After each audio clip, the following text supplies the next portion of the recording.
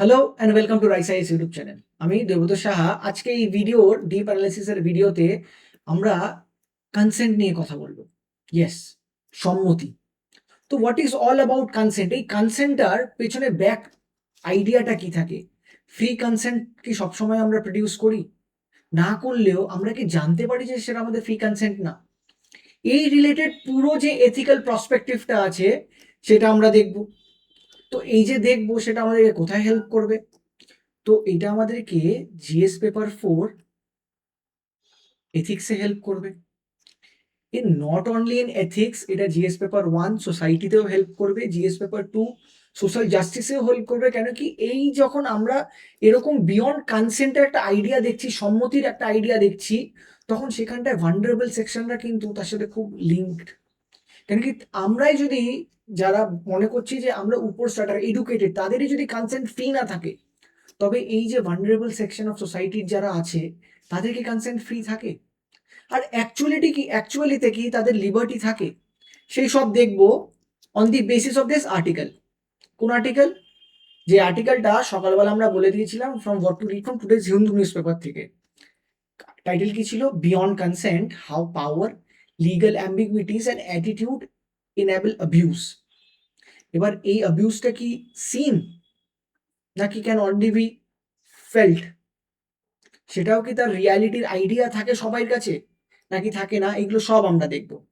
আর এরকম যদি একটা প্রশ্ন আসে কন্টেন্ট থেকে রিলেটেড, যদি একটা প্রশ্ন আসে ইউপিএসসি মেন্সে, এথিক্সে কিরকম প্রশ্ন আসতে পারে সেটাও চলুন দেখি।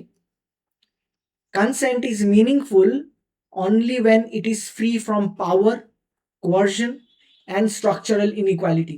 পুরো স্টেটমেন্টটাই কিন্তু তোলা।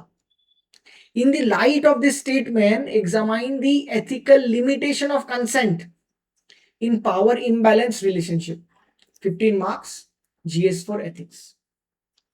তো এই যে কনসেন্ট, তার পেছনে যে তার ইনহেরিটেড পার্ট আছে কিছু, যেটা পাওয়ার ইমব্যালেন্স রিলেশনশিপকে বলছে, আর তার এটাও বোঝাচ্ছে যে কনসেন্টটা আমরা প্রডিউস করছি সেটা কি আদৌ ফ্রি নাকি, বা ওটা বায়াস কন্টেন্ট নাকি, আমরা বুঝতে পারছি কি পাচ্ছি না সেই কনসেন্টটার উপরে। আজকে সেটার উপরেই কথা বলবো। তো এই ইন্ট্রোডাকশন উড বি যে consent is generally seen as a sign of free will and personal choice. We every time we when we use the word consent, it is my consent, we in terms use the substitute word consent. What consent actually means is our free will and a personal choice. But in multiple situation in real life, we see that there is a hidden power imbalance behind this consent. That power imbalance can be related from age, authority, dependency, or any such kind of things that can be become when the consent becomes questionable on the basis of its fragility and the questionability. আবার যে যে আমরা সবসময় যে scene করি, যে যে consent আমরা যখন এই ওয়ার্ডটা ইউজ করি, we tend to use the word on the basis that যে এই কনসেন্ট আমার ফ্রি উইল, এটা আমি আমার সহমতি থেকে দিচ্ছি। এর পেছনে আমার পার্সোনাল ইচ্ছা, কোথাও না কোথাও পার্সোনাল চয়েস জড়িয়ে আছে। কিন্তু রিয়েল লাইফে আমরা দেখি যে কনসেন্টটা কিন্তু ফ্রি উইলে থাকে না। এর পেছনে কোথাও না কোথাও পাওয়ার ইমব্যালেন্স শো করে। সেই পাওয়ার ইমব্যালেন্সটা এজ দিয়ে হতে পারে, সেই পাওয়ার ইমব্যালেন্সটা অথরিটি দিয়ে হতে পারে, কেউ টিচার, কোনো স্টুডেন্ট, কোনো সাবঅর্ডিনেট, কোনো এমপ্লয়ার। এই এই কনসেন্টটা ডিপেন্ডেন্সির উপরেও হতে পারে, যে এ আমার উপরে ডিপেন্ডেন্ট, সে তার উপরে ডিপেন্ডেন্ট, সেই ভিত্তিতে সেই কনসেন্টটা এসছে। তো তো কনসেন্টটা, এইটা যদি পাওয়ার ইমব্যালেন্স থেকে থাকে, তবে দ্য আইডিয়া অফ কনসেন্ট কিন্তু কোথাও না কোথাও মনে হচ্ছে না খুব ফ্রাজাইল, খুব নড়বড়ে। আর সেটাকে প্রশ্ন কিন্তু তোলাই যেতে পারে। আমরা অনেক সময় দেখি যে এই যে আমরা যে বলছি যে চয়েস, এটা আমার পার্সোনাল চয়েস, এই পার্সোনাল চয়েসটা কিন্তু often it is bin influenced, এটা ইনফ্লুয়েন্সড হয় ব্যাক টার্ম, তার পেছনে কিছু সোশ্যাল কন্ডিশনিং। যেই মানুষটা সেই পার্সোনাল চয়েসটা নিচ্ছে, তার পেছনে তার সোশ্যাল কন্ডিশনিং এর সাথে ইম্পর্টেন্ট লিঙ্ক থাকে, এর সাথে কোথাও না কোথাও তার সাইকোলজিক্যাল প্রেশার লিঙ্ক থাকে, যে সে কি ভাবছে মনে মনে। অ্যান্ড অ্যাট লাস্ট এটা কিন্তু একটা স্ট্রাকচারাল ইনইকুয়ালিটিও এর সাথে ডিপেন্ড করে, যে আমরা কোন স্ট্র্যাটাতে বিলং করি। এটার উপরে ডিপেন্ড করে এটা বোঝা যাবে যে এই কনসেন্টটা কি অ্যাকচুয়ালি ফ্রি নাকি বায়াসড কনসেন্ট। তো এখান থেকে কোথাও না কোথাও আবার আমরা একটা সেম প্রশ্নটাই আসছি, যে is consent truly free, be it in any form? If it is not free, is it shaped by the circumstances? And if it is shaped by the circumstances, তবে তো কোনো কনসেন্টই কিন্তু ফ্রি কনসেন্ট না, সব কনসেন্টই কিন্তু বায়াসড কনসেন্ট। আর biased consent থাকলেই কিন্তু তার পেছনে ফ্রি উইল নিয়ে কিন্তু একটা প্রশ্ন থেকেই যায়। তো বায়াসড কন্টেন্ট কি করে ডিসাইড করব, কি করে ডিসাইড করব না, তার জন্য কিছু পিলার্স আছে। যে পিলার্সটা চলুন আমরা দেখে নিই, যে পিলার্সটা পিলার্স অফ ভ্যালিড কনসেন্টের মধ্যে পড়ে। কারণ কি, যদি একটা ভ্যালিড কনসেন্ট থাকে, যদি ফ্রি উইল থাকে, কনসেন্ট থাকে, তার মানেই ফ্রি উইল আছে তার কাছে। ফ্রি উইল মানেই তার পার্সোনাল চয়েস আছে। তো এই ফ্রি উইল থাকার জন্য দি বেসিক আইডিয়া, ফিলোসফিক্যাল আইডিয়াটাই কিন্তু কান্তিয়ান থিওরি থেকে আমরা নিতে পারি। যেখানটা কান্তিয়ান থিওরি দুটো জিনিসে খুব বিশ্বাসী। যেখানটা সে বলেন, কান্ট বলেন যে ফ্রি উইল তখনই হয় যখন consent is morally valid and when valid only when it's rooted to genuinely autonomy. যখন আমার জেনুইন অটোনমি থাকবে কিছুর এগেনস্টে, তখনই কিন্তু আমি এটাকে বলতে পারবো এটা কনসেন্ট আছে, যে genuine autonomy in terms of freeness and independence. At the same point of time Kant এটাও বলেন যে এই ফ্রি উইলটা কনসেন্ট দেওয়ার সময় যে লোকটা কনসেন্ট দিচ্ছে তাকে যাতে মেরি মিনস না হিসাবে ইউজ না করা হোক, তাকে যাতে এন্ড হিসাবে ইউজ করা হোক যে কোনো জিনিসের। কান্ত বলেন যে কোনো জিনিস যখন তাকে আমি এন্ড হিসাবে ইউজ করব, তখনই কিন্তু আমি ট্রু নেচারটাকে তার ইউজ করব। যদি তাকে অ্যাজ আ মিনস হিসাবে ইউজ করা হোক, তবে কিন্তু কোনো সময় সেটাকে আবার আমি ফ্রি কনসেন্ট হিসাবে বলতে পারবো। এটা হলো ফিলোসফিক্যাল আইডিয়া। দি সেকেন্ড, যদি ট্রু কনসেন্টের কিছু কি ফিচার্স দেখি, যে এখানটা ফিচার্স কি কি হওয়া যেতে পারে। প্রথম ফিচারটা হবে ইনফর্ম ডিসিশন মেকিং, যেটা কোথাও না কোথাও it will lead to awareness and consequences of the risk. যেই কনসেন্টটা আপনি দিচ্ছেন, যেটার এগেনস্টে কিছু বলছেন, তার ব্যাকড্রপ বা তার ইমপ্লিকেশনস এর ব্যাপারে যদি আপনার পুরো অ্যাওয়ারনেস থাকে, তবে গিয়েই কিন্তু এইটাকে ফ্রি উইল কনসেন্ট বলা হচ্ছে। The second is rational capacity, rational thinking. এই জিনিসটা ফার্স্ট স্টেপটা করার জন্য তো আপনার কাছে একটা র্যাশনাল মাইন্ড থাকা উচিত, যে কারোর কাছে। একটা বাচ্চা যদি কিছু কনসেন্ট দেয় যে আমি চকলেট খাচ্ছি, সেখানে র্যাশনাল মাইন্ড দিয়ে সে কনসেন্টটা দিচ্ছে? একদমই না। কেন কি, তার কাছে সেই র্যাশনাল মাইন্ড নেই ডিটারমাইন করার যে চকলেটটা খেলে তার ইমপ্লিকেশনস কি হতে যাচ্ছে। তো র্যাশনাল মাইন্ড খুব দরকার ইন্ডিপেন্ডেন্ট জাজমেন্টের জন্য। ইন্ডিপেন্ডেন্ট জাজমেন্ট কেন দরকার? যাতে আমার ইন্ডিপেন্ডেন্স থাকে আমার ডিসিশন মেকিং এ, ইন্ডিপেন্ডেন্স থাকে আমার ডিসিশন মেকিং এ। দি থার্ড পার্ট, ইমোশনাল ইন্টেলিজেন্সের সাথে র্যাশনাল ইন্টেলিজেন্সের সাথে কোথাও না কোথাও ইমোশনাল ম্যাচুরিটি বা ইমোশনাল ইন্টেলিজেন্স কিন্তু খুব দরকার। কেন কি, এটাই কিন্তু আমাদের রিলেশনশিপটাকে খুব ক্রিটিক্যালি অ্যানালাইজ করতে হেল্প করবে। আপনি যদি ফর এক্সাম্পল একটা বাচ্চাকে জিজ্ঞেস করেন যে তোমার সব থেকে ভালো কাকে লাগে, সে বলবে সব থেকে ভালো মানুষ এই দুনিয়ায় তার সব থেকে কাছের দুটো প্রিয় মানুষ, সেটা হলো তার মা আর বাবা। কিন্তু যদি আমি এই ইমোশনাল ভেলটাকে সরিয়ে দেখি, তবে হতে পারে আমি একটা অন্য রিয়ালিটি দেখতে পারবো। তো তার জন্য ইমোশনাল ম্যাচুরিটিও কিন্তু খুব দরকার, যেখানটা সে কমপ্লিটলি যে নিজের ইমোশনসটাকে মাইন্ডে রেখে যাতে তার ভেল থেকে সরে আসতে পারে।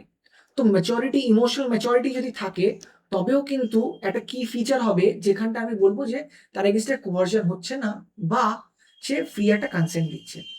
অ্যান্ড অ্যাট লাস্ট, এর সব থেকে, এতগুলো তো আমরা ইমপ্লিসিট দেখছিলাম, এর মধ্যে থেকে সব থেকে বড় এক্সপ্লিসিট একটা টার্ম বা কি ফিচার হবে গিয়ে absence of কোভার্সন।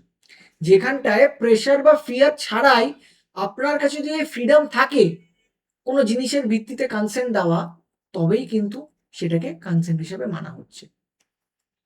The second part, the third part, sorry. এর ছাড়াও যেরকম আমরা স্পেসিফিক্যালি এখানটা পাওয়ার, তার মানে যখন অ্যাবসেন্স অফ কোভার্সন দেখছি, তো কোভার্সন কোন ক্ষেত্রে থাকতে পারে? যখন কারোর কাছে পাওয়ার আছে, to be very specific authority আছে। যখন কারোর কাছেই অথরিটি আছে, তবে সে যখন অথরিটিটাকে ইউজ করবে, we would see a violation of power imbalance relationship between this two, the consent and free will. তবে সেখানটায় যেরকম আমি প্রথমে আপনাকে বলছিলাম যে পাওয়ারটা কিরকম কিরকম মোড দিয়ে অ্যাসার্ট করা যেতে পারে। The first mode would be age disparity. যদি আপনার বয়স কম থাকে, এটা বোঝার যে কি ঠিক কি ভুল, তার সাথে ইমোশনাল ম্যাচুরিটি কি, তবেও আপনি কোথাও না কোথাও ফ্রি কনসেন্ট দিতে পারবেন না, যেরকম আগের টার্মেই বলছিলাম। আর দিতে না পারলে ভায়োলেশন হবে কনসেন্টের, এই টার্মে সেটা বোঝাচ্ছে এই পয়েন্টে। দি সেকেন্ড পার্ট, পাওয়ার অ্যাসিমেট্রি। যদি সোশ্যাল হায়ারার্কিতে বা পাওয়ার হায়ারার্কিতে আপনি যখন কনসেন্ট দিচ্ছেন আর বাকিরা যদি সেম হায়ারার্কিতে না থাকে, আমরা দেখতে পারবো একটা ইমব্যালেন্স আছে ইন অথরিটি। তো যখন ইমব্যালেন্স থাকবে তখন অটোমেটিক্যালি ফ্রিডম থাকবে না, সেখানটায় আপনার ফ্রিডমকে রিফিউজ করা হবে, লিমিট করা হবে, তার চয়েসেসগুলোকে লিমিট করা হবে। তো তার জন্য আবার এই যে পাওয়ার ইমব্যালেন্স যে হবে সেটা আবার দেখতে পারবো। তার জন্য কনসেন্ট, আমাদের কনসেন্টের ফ্রি কনসেন্টে তার এফেক্ট দেখতে পাচ্ছি। অ্যান্ড অ্যাট লাস্ট যদি আমি সাইকোলজিক্যাল ফ্যাক্টরটাকে দেখি, যেটাকে ইনফ্লুয়েন্সিং কনসেন্ট আমি বলছি, যেখানটায় উই উড সি যে it is not only all these factors but other factors inside our mind like fear, যে আমি যদি এই কনসেন্টটা না দিই তবে মেবি আমি রিজেক্ট হয়ে যেতে পারি বা আমি কিছুর থেকে না পেতে পারি। তো তার ভয়তে আমি একটা কনসেন্ট দিয়ে দিলাম। আমার এই কনসেন্টটা না দিলে কোথাও না কোথাও আমার অ্যাডমিরেশনটা কমে যাবে, যেটা আমাদের মাইন্ডে সাইকোলজিক্যাল, যেটা আমরা ফিজিক্যালি দেখতে পারবো না। তো আবার সেই অথরিটি ফিগারের কাছে আমার অ্যাডমারেবিলিটিটা কমে যাবে, বা আমি অথরিটি ফিগার, আমার অ্যাডমারেবিলিটিটা কমে যাবে। তার জন্য আমি কনসেন্ট দিয়ে দিলাম। আমার ভ্যালিডেশনে কোথাও না কোথাও প্রশ্ন চলে আসবে। এই কনসেন্টটা যদি আমি না দিই তবে আমার ভ্যালিডেশনের প্রশ্ন, আমি কি এক্সিস্ট করি নাকি। আর এর সাথে তো ইকোনমিক ডিপেন্ডেন্সি তো আছেই, যেখানটায় আমার কাছে ব্যাক অফ দি মাইন্ড আমি জানি আমাকে জিজ্ঞেস করা হচ্ছে যে আমার কাছে চয়েস আছে কি নেই, কিন্তু আমার কাছে ইকোনমিক ভায়াবিলিটি নেই যে আমি এই রকমের কনসেন্টকে না করতে পারি। তো এইগুলো সব জিনিস কিন্তু আপনি যদি সাম আপ করেন, উই উড সি যে যেখানটা এক জায়গায় কান্ত বলছেন যে কনসেন্ট থাকার দুটো কি আইডিয়া, একটা হলো সেটা মোরালি ভ্যালিড হতে হবে আর তার কিন্তু জেনুইন অটোনমি থাকতে হবে। আর তার সাথে সে এটাও এমফাসিস করছে যে যে কনসেন্টটা দিচ্ছে তাকে যাতে মেরেলি মিনস হিসাবে ইউজ না করা হয়, তাকে যাতে অ্যাজ আ এন্ড হিসাবেও ইউজ করা হয়, এন্ড হিসাবেই ইউজ করা হোক। সেটাকেই যদি আমরা আরো পয়েন্ট বাই পয়েন্ট দেখি, যেখানটা আমরা দেখবো যে কিছু স্পেসিফিক পয়েন্টস আছে যেগুলো খুব থাকলে আমরা এটা তো বলতে পারি যে ফ্রি কনসেন্ট নিশ্চয়ই আছে, আছে কিনা সেটা পরে দেখবো। এটা বলতে পারি যে নিশ্চয়ই আছে। প্রথম হবে সে decision making, inform decision making, তার জন্য রেশনাল ক্যাপাসিটি থাকতে হবে, তার সাথে ইমোশনাল ম্যাচুরিটি থাকতে হবে, অ্যান্ড অ্যাবসেন্স অফ কোয়ারশন থাকতে হবে। তার সাথে যদি অ্যাবসেন্স অফ কোয়ারশন দেখতে হয় তবে পাওয়ারের সাথে আমরা সেটারও একটা লজিক দেখে নিলাম।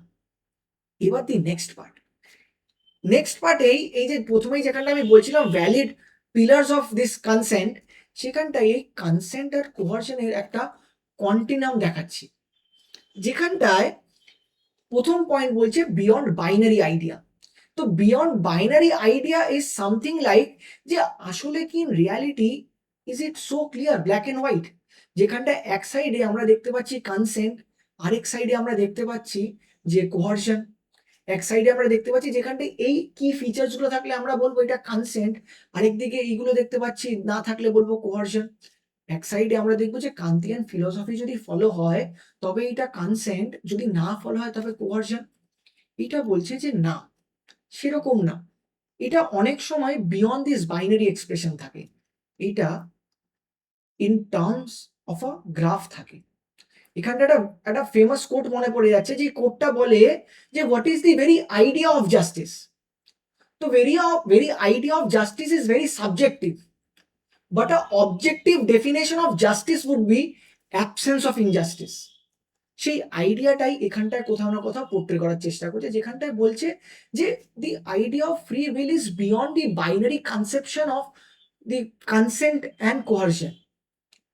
ইট is more aligned in the partially influenced or consent rather than completely free or voluntary, যে আপনি কতটা এই কনসেন্ট আর কোহার্জনের চার্টে পড়ছেন, পয়েন্টে পড়ছেন। Is it close to this or close to this side?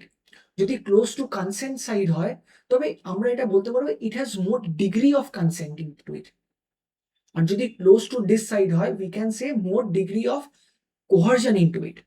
তো সেখানটাই এই মেকানিজমটা বের করছে যে কিরকম করে আমরা এই যে বলছি ডিগ্রিটাকে বলছি যে degree of consent into it আর degree of coercion into it, এটা কি করে হচ্ছে আমরা বুঝতে পারছি না কেন। বলছে it is somewhat mechanization and subtle coercion in this whole graph, the line chart, in every point there is presence of coercion. It is just that আগের পয়েন্ট থেকে এই পয়েন্টে দি ডিগ্রি ইজ মিনিমাল।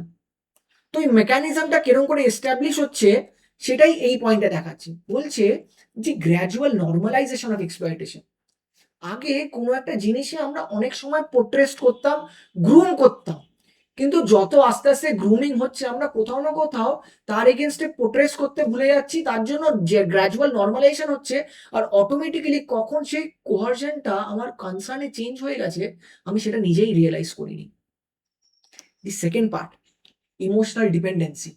যে আমি কখন একটা মানুষের উপরে, যে কোনো জিনিসের উপরে এতটা ডিপেন্ডেন্ট, ইমোশনালি ডিপেন্ডেন্ট হয়ে গেছি যে আমার ফ্রি উইল আমি কখনই হারিয়ে ফেলেছি। তো এখন সে আমাকে যা যেটাই বলছে না কেন, be it for any reason, আমি সেটাকেই বিশ্বাস করছি। সেটা কিন্তু আবার the very idea of free উইলকে প্রশ্ন করছে। And the third part, psychological conditions. আমি যদি দেখি এখানটায় কিন্তু পারসেপশন অটোমেটিক্যালি অল্টার্ড হয়। আমরা দেখি সোশ্যাল মিডিয়াতে যেখানটায় সব সময় আমাদের পারসেপশন রিগার্ডিং এনিথিং চেঞ্জেস। তো যখন এরকম একটা ন্যারেশন, একটা ন্যারেটিভ চালানো হয় এগেনস্ট আস, যেখানটায় আমরা দেখি যে মাল্টিপল টাইমস আমাদের ন্যারেটিভ চেঞ্জ হয় থ্রু অ্যালগোরিদমস, তবে সেখানটায় হাউ ক্যান ইউ অ্যাসিওর যে everything and anything which we speak or we decide is our free will? To again re-emphasizing upon the fact that every decision we take is on the basis of this of this graph but line time. Is it more inclined towards coercion or it more inclined toward consent? তো এই আইডিয়াগুলোকে যেটা আমরা এখন দেখলাম সেগুলোকে আরো better বোঝার জন্য আমরা তিনটে ফিলোসফিক্যাল আইডিয়া দেখবো, free will and consent. The first philosophical idea would be determinance. এখানটায় আইডিয়াটা পোর্ট্রে করা হচ্ছে যে মানুষের ফ্রি উইল বলে কিছু থাকে না। কেন কি মানুষরা নিজেদের পাস্ট চয়েসেস দিয়ে শেপ হয়, নেচারের চয়েসেস দিয়ে শেপ হয়। তো আননোয়িংলি আমাদের ফ্রি উইলটা অনেক আগেই আমরা দিয়ে ফেলেছি। সার্কামস্ট্যান্সেস এরকম এসছে যে আমরা কি চয়েস করবো সেটা অটোমেটিক্যালি প্রথম থেকেই জানা আছে। ইট ইজ জাস্ট দ্যাট আমরা এটা বুঝতে পারছি না যে আমাদের কোনো ফ্রি উইল নেই। অন দি কন্ট্রারি, লিবার্টেরিয়ানিজম বলে যে না না, human has all the liberty in this world to decide upon what he or she wants. তার কাছে কমপ্লিট ফ্রিডম আছে, আর তার উইল আছে, free of will and agency. Not only will, free will, but তাকে ইমপ্লিমেন্ট করার এজেন্সিও আছে। তার জন্য লিবার্টেরিয়ান বলে যে কান্তিয়ান স্পেশালি অ্যাডভোকেটার অফ ওখানটায় যে যিনি বলেন যে মানুষের কাছে অ্যাবসলিউট ফ্রিডম আছে, স্টেটেড দুটো কন্ডিশন, আবার যে ভেরি মিনস হিসাবে তাকে যাতে ইউজ না করা হোক, আর সে যত রশনালি ভাবতে পারে, মোরালি ভাবতে পারে। আমরা দেখতে পারি এখান থেকেই কিন্তু আমাদের লিগাল সিস্টেমের সবকিছু, যে রিফর্মস গুলো, ফাউন্ডেশনস গুলো, সবগুলো কিন্তু এই লিবার্টেরিয়ানিজমের আইডিয়া থেকেই তুলে এসছে। তো এই দুটো, একটা ডিটারমিনিজম আর লিবার্টেরিয়ানিজম, এটা কিন্তু আবার টাইম লাইনের দুটো এক্সট্রিম এন্ড। এর মাঝখানে এদের দুটো টাইম লাইনকে যে জুড়ছে সেটা কোথাও না কোথাও কম্প্যাটেবিলিজম। এই আইডিয়াটা বলে যে আমাদের আমাদের যে decision of day to day decision, it is both a part of লিবার্টির, যেখানটা আমাদের ফ্রিডম তো আছে, at the same point of time determinism আমাদের। আমরা কিছু কিছু ক্ষেত্রে আমাদের পুরো ডিসিশন ফুললি লিবার্টেরিয়ান থেকেও ইনফ্লুয়েন্সড হয় না, যেখানটা আমরা ফ্রি উইল থাকে, at the same point of time সব জিনিস আগে থেকেও ডিসাইডেড করা নেই, কিছু কিছু আমরাও সার্কামস্ট্যান্সেসে ডিসাইড করি। আর সেটাকেই আবার রিএমফাসাইজ করছে যে কি করে ব্যালেন্সড অ্যাপ্রোচ হবে। যত আমরা এই কোহার্জন থেকে দূরে যাব ততটাই আমরা বলবো আমাদের degree of free will establish হচ্ছে। আগেন, তো আজকের যে আইডিয়াটা, আজকের যে টপিকটা ইজ মোর অ্যাবাউট কম্প্যাটেবিলিজম, যেখানটা আমরা দেখব এগ্রিং আপন দি ফ্যাক্ট যে ইয়েস, ডিটারমিনিজম তো আছেই, যে অলরেডি আমাদের চয়েসেস, আমাদের অপশনসরা, আমাদের নেচাররা আমাদেরকে ডিসাইড তো করে আমাদের চয়েসেস গুলো, কিন্তু ইয়েস ওর মধ্যেও কিছু ডিগ্রি তো থাকে যেখানটা আমরা ডিসাইড করি আমাদের ফ্রি উইল। সেটা ততটাই ডিসাইড হবে যত আমরা এই টাইম লাইন থেকে যত লেফট হ্যান্ড সাইডে থাকবো, যতটা ক্লোজার টুয়ার্ড ফ্রি উইল থাকবো, আমরা বলবো ততটাই ডিগ্রি অফ কোহার্শন কম হচ্ছে। তো keeping aside all the ideas of consent and free will, এবার চলুন আমরা দেখে নিই what are the very challenges of free will in the consent. যে এই যে consent, the idea of consent, এর মধ্যে ফ্রি উইলের চ্যালেঞ্জটা কি? প্রথম চ্যালেঞ্জে যেরকম আমরা পড়ে আসছি যে স্ট্রাকচারাল পাওয়ার ইনইকুয়ালিটি। আমরা জানি যে আমরা সবাই হায়ারকিতে সেম না, তো যখন সেম না, অটোমেটিক্যালি যারা আপ দি হায়ারকি থাকবে তাদের কাছে বেশি চান্সেস আছে তাদের অথরিটি ইউজ করে তাদের ইচ্ছাটাকে মানিয়ে নেওয়া যাদের লোয়ার হায়ারকিতে আছে। সেটাকেই কোথাও না কোথাও কনস্ট্রেইন অফ চয়েসেস বলছে। দি second part is the legal ambiguity. যে এরকম তো লিগ্যাল অ্যাম্বিগুইটি আছে যেখানটায় আমরা গ্রে এরিয়াস গুলোকে খুব এক্সপ্লয়েট করি। তো যখন এরকম গ্রে এরিয়াস গুলোকে এক্সপ্লয়েট করা হয় তখন এটা ফ্রি উইল কোথায়? ইউনিফর্মিটি নেই, লিগাল সিস্টেমে ইউনিফর্মিটি নেই, ল্যাক আছে, লতে কনসেন্ট নেই, ভেরিয়েশনস আছে, তবে এটা ফ্রি উইল কি করে হতে পারে? যদি আমরা আমাদের ইচ্ছা মতন কনসেন্ট গুলোকে টুইচ করতে পারি, ডেফিনেশনকে চেঞ্জ করতে পারি, টেকনিক্যাল লিগালিটিস গুলোকে নিয়ে আসতে পারি, তো সেটা কি আসলে এথিক্যাল, নাকি সেটা এথিক্যাল রং ডুইং? যদি এথিক্যাল রং ডুইং হয় তবে সেটা তো ফ্রি উইল বলে থাকবেই না কিছু। তবে তো আমরা এটা বলতেই পারি না যে ফ্রি উইল এক্সিস্ট করবে in the society. The third part, আমাদের সোশ্যাল কন্ডিশনিং এরকম হচ্ছে, যেরকম আমি প্রথমেই বলছিলাম, নর্মালাইজেশন অফ এক্সপ্লয়টেশন। আমরা অলরেডি মানতে শুরু করে দিয়েছি যে this is the reality, very reality, এর থেকে বাইরে বেরোনোর কোনো জায়গা নেই। তো আমরা যখন রিয়েলাইজই করছি না যে এটা আমাদের এগেনস্টে কোয়ারশন হচ্ছে, তবে ফ্রি উইল তো আমরা মনেই করছি যে এটা আমাদের ফ্রি উইল।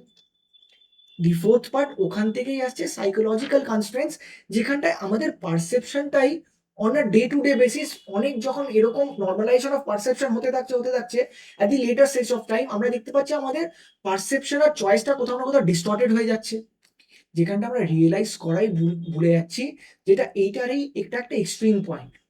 আর তার সাথে এই সবগুলোকে যারা অবজার্ভ করার কথা ছিল, institutional institutional framework and ethical, যারা এই সেফগার্ড গুলোকে ইনশিওর করা হচ্ছিল, তাদের failure, weakening of their safeguard, যেটা আবার এই genuine free will and inform কনসেন্টের আইডিয়াটাকে ফলসিফাই করে দিচ্ছে। যে যখন কেউ, একটা লোক কারোর সাথে কন্ট্রাক্টে যাচ্ছে, তারপরে কেউ ওই কন্ট্রাক্টটাকে ব্রিচ করে লটাকে নিজের মতন করে ডিফাইন করছে in a court of law, তবে আবার এটা কোথাও না কোথাও তো উইক সেফগার্ড। যদি সে নিজের মতন করে পারসিভ করাতে পারে লোকেদেরকে যে this was the very reality, not that, তবে আমাদের কাছে ফ্রি উইল কোথায়? কোথায় একটা মানুষের কাছে যে 500 টাকা দিনে কামায় has the opportunity to say in front of his employer that I don't want to work in front of you with a very wage of 500 rupees, I want 700 or 800 rupees wage, কারণ কি এটা basic legal right আমার, সেটা বললেই তো তাকে চাকরিতে নেবে না। তবে সে জানে যে এই রকমের ফ্রি কনসেন্ট যদি দিই, সে যদি আমাকে চাকরি থেকে বের করে দেয়, তবে তো আমার কাছে লিগাল কোনো সেফগার্ড নেই, কেন কি আমি পার্মানেন্ট লেবার না, এমপ্লয়ি না, তো আমাকে আজকে বসিয়ে দিলে আমি খাবো কি? তো আবার তো সেই আইডিয়ায় যে ফ্রি উইল কি আদৌ এক্সিস্ট করছে? ইয়েস, এক্সিস্ট করছে। কি করে এক্সিস্ট করছে? যেরকম আমরা দেখেছিলাম যে দুটোর মিড পয়েন্টে আমাদেরকে এসে কোথাও না কোথাও একটা কনজাংচার পয়েন্টে আসতে হবে, যেখানটা কম্প্যাটিবিলিজমে আমরা দেখছিলাম, ঠিক সেই আইডিয়া থেকেই যদি আমরা ওয়ে ফরওয়ার্ড ড্র করি যে ইয়েস, এই ফ্রি উইলকে কি করে আরো স্ট্রেংথেনিং করা যেতে পারে, কি করে এই লেফট অ্যালাইন্ড আরো করতে পারি আমাদের কনসেন্টটাকে, তবে তার জন্য কি কি স্টেপস নিতে হবে? The first part would be legal reforms নিতে হবে, যাতে এই প্রোটেকশনের আর এই লিগ্যালিটিসের উপরে ক্ল্যারিটি থাকে। ক্ল্যারিটি থাকলেই প্রোটেকশন থাকবে, যাতে ভিকটিম ফ্রেন্ডলি জাস্টিস সিস্টেম থাকে। The second part, institutional accountability থাকা উচিত, যাতে এই রকমের অ্যাবিউস যারা করছে পাওয়ারটাকে, be it in social hierarchy in any form, be it formal, be it informal, be it in school, be it in workplace, be it in public space, এই সব জায়গায় যে সোশ্যাল হায়ারার্কি হয়ে আছে, সেখানটায় যদি কেউ এরকম নিজের পাওয়ারটাকে অ্যাবিউজ করে, তার এগেইনস্টে ইনস্টিটিউশনাল অ্যাকাউন্টেবিলিটি থাকে। দি third part, ethical governance and promoting transparency and responsibility, যেখানটায় we would see যে to strengthen integrity and probity in public। আমরা জানি ইন্টিগ্রিটি অ্যান্ড প্রবিটি কিন্তু আমাদের একটা কি পয়েন্ট অফ এথিক্স পেপার, তো এটা যদি আমরা মেনশন করি অ্যান্সারে, আমরা কিন্তু অটোমেটিক্যালি ভালো নাম্বার ফেচ করতে পারবো in public and private institution. যেটা ensure transparency and decision making, যাতে গ্রিভেন্স রিড্রেসালও হয়। যদি ফ্রি উইলটাকে ভায়োলেটও করা হয়েছে, তবে তার জন্য যাতে আমাদের গ্রিভেন্স মেকানিজম থাকে, যাতে সেইটাকে আমরা প্রপারলি অ্যান্সার করতে পারি বা সেইটাকে অ্যাড্রেস করতে পারি। দি fourth part, social transformation through changing attitude and norm. কেন কি এই সব তো ডিপেন্ড করছে কি ইনসাইড আওয়ার মাইন্ড। কেন কি hierarchy is mostly inside our mind, not in society. আপনি তো সোসাইটিতে দেখাতে পারবেন যে এ উঁচুতে দাঁড়িয়ে আছে, সে নিচুতে দাঁড়িয়েছে না, কিন্তু এটা একটা পারসেপশন। সেই পারসেপশনটা কিন্তু সোশ্যাল ট্রান্সফরমেশনের থ্রু দিয়ে চেঞ্জ করতে হবে। যেরকম পাবলিক অ্যাওয়ারনেস বাড়াতে হবে, এই স্টিরিওটাইপ যেগুলো থাকবে বা আনইকুয়াল রিলেশনশিপ যেগুলো থাকবে সেগুলোকে নর্মালাইজ করতে হবে, সেগুলোকে মুছে দিয়ে একটা নতুন ইকুয়ালিটি নিয়ে আসতে হবে, জেন্ডার সেন্সিটিভিটি নিয়ে আসতে হবে, এথিক্যাল অ্যাওয়ারনেস নিয়ে আসতে হবে through education. And at last, ওর এথিক্যাল ভ্যালুসগুলোকে সোসাইটিতে ইনকালকেট করতে হবে, লাইক ইন্টিগ্রিটি। এগুলো কিন্তু সব কিওয়ার্ডস আমাদের এথিক্সের পেপারে। Empathy, compassion, justice and responsibility, এগুলো যখন আমি সব এনশিওর করব, আমি কিন্তু তখনই বলতে পারবো যে আমার ডিসিশনটা was more aligned towards free consent, free will, which was leading my consent. At last, আমি যদি একটা কনক্লুশন ড্র করি, তো দি মেরি কনসেন্ট এখন কিন্তু cannot be treated stand alone as a moral or legal shade. যে আপনার কাছে কি কনসেন্ট ছিল, আপনার কাছে কি কনসেন্ট ছিল, এই আইডিয়াটা এখন এটা জানার পরে আমরা যখন এত কিছু বুঝলাম যে কনসেন্ট কোনো সময় ফ্রি হতে পারে না, তো এইটা তো আমরা বুঝতে পারলাম যে এই কনসেন্টটা কিন্তু কোনো সময় আমরা বলতে পারবো না যে এইটা ইন্ডিভিজুয়ালি স্ট্যান্ড অ্যালোন কিন্তু এটাকে প্রপোজ করতে পারছে যে কনসেন্ট মানেই ফ্রি উইল। কেন কি স্পেশালি পাওয়ার ইমব্যালেন্সের ক্ষেত্রে কিন্তু আমরা এই রকমের জিনিসপত্র দেখতে পারি, যেখানটায় অটোনমি, ডিগনিটি অ্যান্ড জাস্টিস নিয়ে কিন্তু বারবার প্রশ্ন আসে। সেখান থেকে আমরা আবার যদি একটা জিনিস জিজ্ঞেস করি যে এখন ইন কারেন্ট সিচুয়েশন যদি আমরা কাউকে প্রশ্ন করি, তো ওয়াজ দেয়ার আ কনসেন্ট, আপনার কি কনসেন্ট ছিল, আপনার কি সহমতি ছিল, এই প্রশ্নটা কিন্তু কোনো সময় এখন এর পরে কিন্তু আর ন্যায্য হবে না। whereas এখন আমাদেরকে জিজ্ঞেস করা উচিত যে এই যে আপনি যে ডিসিশনটা নিয়েছেন সেটা কি ট্রু ফ্রিডম দিয়ে ডিসিশনটা নিয়েছেন, এই ডিসিশনটা নেওয়ার সময় কি আপনার ইকুয়ালিটি ছিল, আপনার কি ডিগনিটি ছিল এই সহমতির পেছনে, বিহাইন্ড ইওর কনসেন্ট। কেন কি আলটিমেটলি আমরা কি করছি, ultimately we are protecting the vulnerable and ensuring an ethical responsible society where powerful is truly measured in form of justice. With this, I would conclude this session and I would hope that you will be able to answer this question now with better clarity. And yes, আপনারা যারা যারা ভাবছেন যে আমরা তো বাংলাতে UPSC men's লিখবো, তাদের জন্য কিন্তু আমাদের ইকুয়ালি রিসার্চ করা কন্টেন্ট আছে, যেটা আপনাদেরকে গুড মার্কস ফেচ করতে কিন্তু গ্যারেন্টিড, সো দ্যাট আপনাদের লার্নিং আর কনসেপ্ট ক্ল্যারিটির মধ্যে আবার ল্যাঙ্গুয়েজের যাতে কোনো ব্যারিয়ার না থাকে। With this, I would end this session and I would hope that this session was helpful for your UPSC preparation, especially for GS paper, General Studies paper for ethics.